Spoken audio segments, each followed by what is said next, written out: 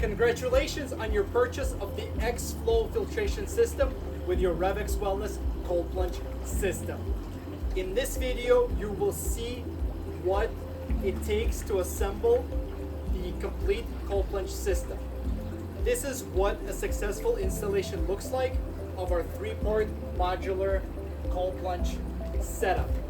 And it is modular because you can maneuver all of these components and you can position them to suit your space and your needs, because everything is connected with flexible tubing, and you will explore all of the details in this exciting installation video guide. Okay guys, let's quickly go through the three-part system and review what the success looks like.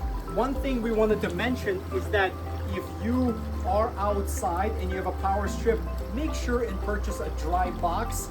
We will have a link in this video, and place this power strip into a dry box. You never want any rain or anything like that contacting electrical components directly. Okay, so this is a safety tip. Here we have our chiller.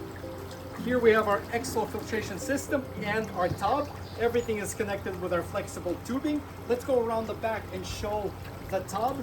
We have different types of tubs. We have the classic barrel deluxe. The water in and out are coming out, and they're connected to our filtration system.